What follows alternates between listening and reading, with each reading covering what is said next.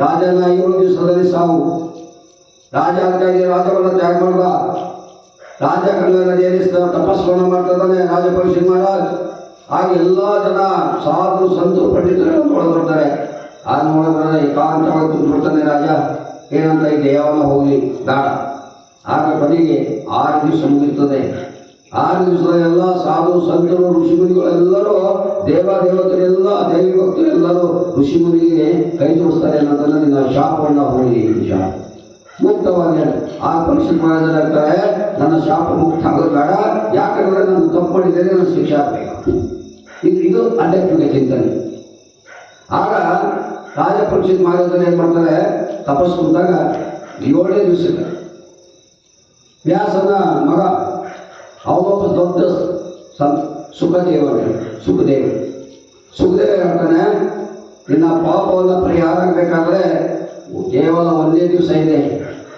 ನೀನು ಈ ಪಾಪದಿಂದ ಮುಕ್ತ ಆಗಬೇಕಾದ್ರೆ 1ನೇ ದಿವಸ ಇದೆ. ಇನ್ನು 24 hours ಮಾತ್ರ ಬಾಕಿದೆ.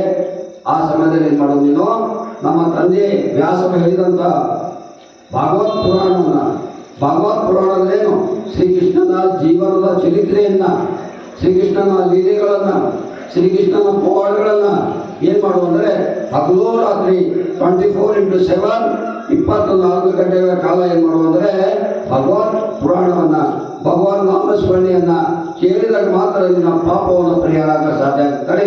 ಆ ಸುಖದೇವ್ ಮುನಿಗಳು ಹೇಳ್ತಾರೆ. ಆವಾಗ 7ನೇ ದಿವಸಕ್ಕೆ ರಾಜ ಪರೀಕ್ಷಿತ್ ಮಹಾರಾಜನಿಗೆ ಏನಾಗ್ತದೆ, 24 ಗಂಟೆಗಳ ನಿರಂತರ ಭಜನ ಕೀರ್ತನೆ ವಚನಗಳು, ಭಗವದ್ ಲೀಲಗಳು, ಪವಾಡಗಳು ಎಲ್ಲ 24 ಗಂಟೆಗಳಲ್ಲಿ ಏನಾಗ್ತದೆ ಅಂದರೆ ಆಗ ಪರೀಕ್ಷಿತ್ ಮಹಾರಾಜನಿಗೆ ಏನಾಗ್ತದೆ ಅಂದರೆ ಅವನ ಪಾಪವನ್ನ ಏನಾಗ್ತದೆ ನಾಶ. ಆಗ ಪರೀಕ್ಷಿತ್ ಮಹಾರಾಜರು ಮತ್ತು ಸುಖದೇವ್ ಹೇಳ್ತಾರೆ, ಈ ಭೂಮಿಯ ಮೇಲೆ ಯಾರು ಕೃಷ್ಣನ ನಾಮಸ್ಮರಣೆಯನ್ನು ಮಾಡ್ತಾರೋ, ಯಾರು ಕೃಷ್ಣನ ಧ್ಯಾನವನ್ನು ಮಾಡ್ತಾರೋ, ಯಾರು ಕೃಷ್ಣನ ಲೀಲೆಗಳನ್ನು ಕೇಳ್ತಾರೋ, ಯಾರು ಕೃಷ್ಣನ ಚಿಂತನೆಯನ್ನು ಮಾಡ್ತಾರೋ ಅವ್ರಿಗೆ ಏನಾಗ್ತದೆ ಅಂದರೆ ಸಾವಿರಾರು ಜನ್ಮದಲ್ಲಿ ಮಾಡಿದಂಥ ಪಾಪವನ್ನ ಸಹಜವಾಗಿ ತಾನಾಗಿ ನಾಶ ಆಗ್ತದೆ.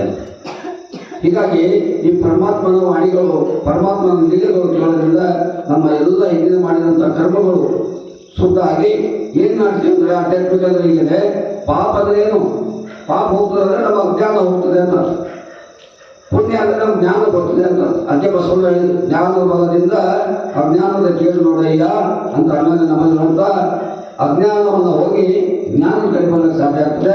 ಹಾಗಾಗಿ ಆಧ್ಯಾತ್ಮಿಕ ಚಿಂತನೆ ಏನು ಮಾಡ್ತದೆ ಅಂದ್ರೆ ನಮಗೆ ಸುಖದ ಕಡೆ ಕರ್ಕೊಂಡು ಹೋಗಕ್ಕೆ ಸಾಧ್ಯ ಆಗ್ತದೆ. ಸುಖ ಅಂದ್ರೆ ಶಾಂತಿಯನ್ನು ಜ್ಞಾನ ಕಡೆ ಕರ್ಕೊಂಡು ಹೋಗಕ್ಕೆ ಸಾಧ್ಯ ಆಗ್ತದೆ. ಈಗ ಇದೊಂದು ಘಟನೆ ಆದರೂ ಕೂಡ ಇಲ್ಲಿ ನಮ್ಗೆ ಏನು ಪಾಠವನ್ನು ಕಲಿಸ್ತದೆ ಅಂದರೆ, ಇಲ್ಲಿ ರಾಜನಾದರೇನು ಋಷಿಯಾದರೇನು ತಪ್ಪೆಂಬ ಸಂದೇಶವನ್ನು ಸಾರ್ತದೆ. ರಾಜನಾದರೂ ಕೂಡ ತಪ್ಪು ಮಾಡಿದ್ರೆ ಭೋಗಿಸಲೇಬೇಕು. ರಾಜನಿರಲಿ ಯಾರೇ ಇರಲಿ, ಜೀವನದಲ್ಲಿ ತಪ್ಪು ಮಾಡಿದ್ರೆ ಅವನಿಗೆ ಅಂತಿಮ ಕಾಲ ಅವನಿಗೆ ಕೆಟ್ಟದಾಗ್ತದೆ ಎಂಬ ಸಂದೇಶವನ್ನು ಹೇಳ್ತದೆ. ಮತ್ತು ಒಳ್ಳೆ ಕೆಲಸ ಮಾಡಿದ್ರೆ ಅವನಿಗೆ ಒಳ್ಳೆ ಕೆಲಸ ಪುಣ್ಯ ಸಿಗ್ತದೆ ಎಂಬ ಸಂದೇಶವನ್ನ ಇಂದಿನ ಘಟನೆಯನ್ನು ನಾನು ತಿಳಿಸ್ಕೊಡ್ತದೆ. ಹಾಗಾಗಿ ಅವೆಲ್ಲರೂ ಇವತ್ತು ಮತ್ತೆ ಹಾಗೆ ಪರೀಕ್ಷಿತ್ ಮಹಾರಾಜರು 7 ದಿವಸದಲ್ಲಿ ಮತ್ತೆ ಪುಣ್ಯದ ಕೆಲಸಕ್ಕೆ ಕೈ ಹಾಕೊಂಡ ಕೆಲಸ ಆಯಿತು. ಹಾಗಾಗಿ ಇಲ್ಲಿ ನಮಗೆ ಈ ಪ್ರವಣಗಳು, ಪ್ರವಚನಗಳು, ಆಧ್ಯಾತ್ಮಿಕ ಚಿಂತನೆಗಳು, ಕೃಷ್ಣನ ಲೀಲೆಗಳು, ಕೃಷ್ಣನ ವಾಣಿಗಳು ಕೇಳೋದ್ರಿಂದ ನಮಗಾಗ್ತದೆ ನಾವು ಎಲ್ಲರೂ ಪ್ರಭು ನಮಗೆಲ್ಲ ಮಾಡಿದಂಥ ಇಂಥ ಕರ್ಮಗಳನ್ನು ಎಲ್ಲ ಬಿಡುಗಡೆ ಹೊಂದು ನಾವು ಮಾತ್ರ ಮಕ್ಕಳಿಗೆ ಹೋಗಲು ಸಾಧ್ಯ ಆಗ್ತದೆ ಎಂಬ ಮಾತಿನೊಂದಿಗೆ ಇವತ್ತು ಪ್ರವಚನ ಮುಗಿಸಲಿದೆ. ಶರಣ.